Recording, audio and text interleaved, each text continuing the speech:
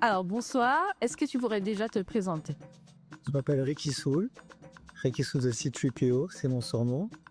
Je suis originaire de la Guadeloupe et de la Martinique, mais j'ai grandi à Paris. Voilà, on va dire culturellement, musicalement, l'ensemble du hip-hop, très vite de la house music et de la techno, et un peu voilà, tout ce qui entoure les musiques de afro-américaine, quoi. Et au court, je danse depuis la fin des années 90. Et je danse la house, pareil, quand j'ai commencé très vite la house quasiment en même temps que le hip-hop. Donc je fais partie un peu des premières générations de house dancers en France, en Europe. Voilà, je fais partie d'un collectif qui s'appelle Outrif House, qui est un collectif qui rassemble des références des deux premières générations de la house. Et puis de fil en aiguille, j'ai fait tous mes projets. Puis j'étais dans la compagnie FDP de Jens Slimani, où voilà, on a monté énormément de choses, formé énormément de danseurs.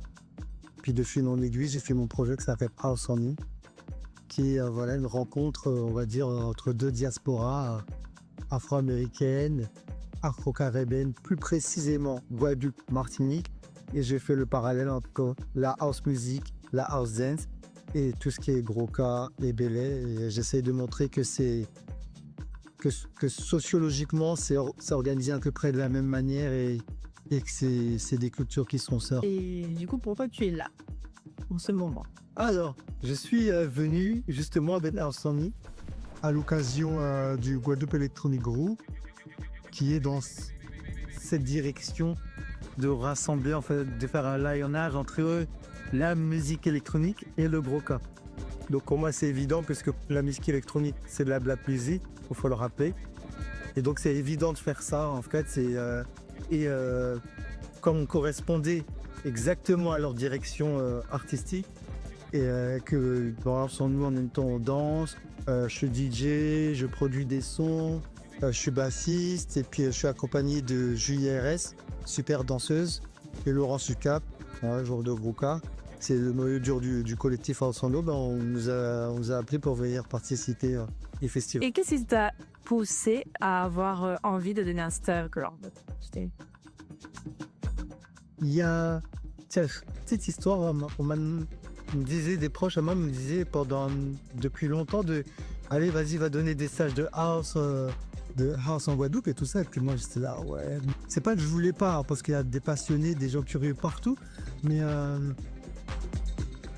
dans ma tête, je disais, ouais, mais c'est en Guadeloupe, il y a le broca, il y a plein de choses qui ne prennent jamais la lumière. Et moi, je vais donner des stages de house, alors que c'est ma passion. C'est ce qu'a le hip-hop, la house, a changé ma vie. J'irai jamais critiquer ce truc-là, mais j'étais dans un truc là, je vais partager. Il y a des gens qui vont tomber amoureux de ce truc-là, mais en même temps, il y a le broca, il y a plein de choses. Et ce serait cool d'arriver un jour, moi avec ma house, mais à un moment où ici les gens ils sont solides sur leurs appuis, quoi, où les gens connaissent le broca et tout ça.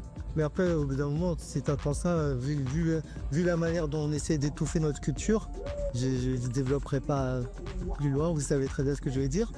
J'ai fini par le faire surtout par rapport à ensemble, comme j'avais ce moyen d'expression qui rassemblait ces deux cultures et qui aussi essayait à mon niveau, vraiment à mon petit niveau de donner de la lumière au broca, même sur Paris, de dire on kiffe le zouk, on kiffe le chata, tous ces trucs-là, mais regardez, ce truc-là, c'est chez nous, tout ça. Est-ce que vous connaissez Broca? C'est quoi? Ah ben voilà, c'est ça.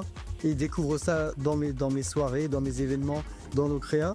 Donc ce lien-là qu'on essaye de faire, maintenant que j'ai ce projet-là, ça me dérange moins de venir partager, voilà quoi. J'avais pas envie de... Et comment t'es tombé dans la house? Waouh, comment je suis tombé dans la house? Ma première rencontre avec la house music, c'est dans les années 90. C'est le moment justement où la house music a eu une espèce de breakthrough, comme on dit, commercial, où il y a eu des bons morceaux de l'underground qui ont réussi à avoir des succès commerciaux, comme Crystal Butter, Robinet, c'est ça. Il y avait des clips où je voyais des gens danser. J'étais pas encore danseur, moi je jouais au basket et tout ça, mais j'ai adoré cette musique-là.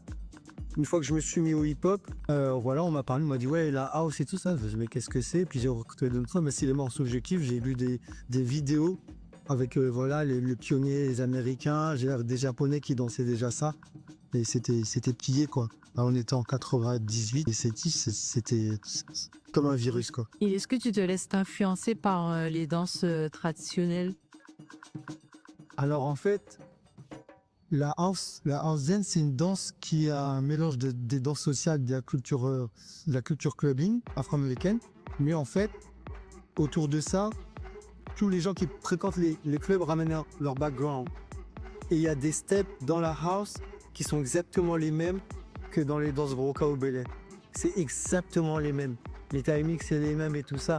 Donc en réalité, j'ai même pas eu beaucoup de Guadeloupéens, Martiniquais qui, voilà, des petits soirs à Paris et qui dansent. La house, on voit ça, voilà, c'est... Après, on n'arrête pas de l'écrire sur tous les toits, quoi. Non, mais il y a des steps, c'est les mêmes, en fait. On n'a même pas à changer ou à essayer d'adapter, quoi. Super. Et quelles sont les valeurs que tu souhaiterais transmettre justement? Waouh. À travers mon enseignement en général, déjà, il y a celui d'être soi-même. Comme par exemple la house ou l'hip-hop, c'est des choses qui sont devenues très, très globales et on donne beaucoup de cours. Forcément, on montre les mêmes bases à tout le monde, moi y compris tout ça. Dans mon enseignement, j'essaie vraiment de rappeler que c'est du clubbing. J'essaie aussi de rappeler que c'est afro-descendant. Voilà, ça c'est la première chose. Maintenant, en termes de valeurs, c'est vraiment s'exprimer, essayer de se trouver soi. L'amour de la musique en premier, c'est avant tout, même avant. D'abord la musique. D'abord la musique, ça fait partie des valeurs que j'essaie de retranscrire et aussi d'apprendre à mettre ce genre de pratique en priorité, quoi. Voilà, si tu es passionné de danse, que ce soit ton métier ou pas, que ça devienne de ne pas le mettre de côté sous prétexte que on te fait croire que ta journée doit se passer de telle ou telle manière, que ta vie doit se passer de telle ou telle manière. Je pense que je le savais, mais je pense qu'on s'en porterait mieux si plus de gens se plongeaient dans le corps, dans la musique, dans le corps. Et ça fait partie des valeurs que j'essaie de transmettre. Et maintenant, quels sont tes projets après Toka Salage en Guadeloupe? Alors, les projets, je continue avec Ensemble. J'ai deux soirées qui arrivent. Voilà, dans mes soirées, pareil, moi je mixe, tambouiller, danse. On fait un peu ce parallèle entre.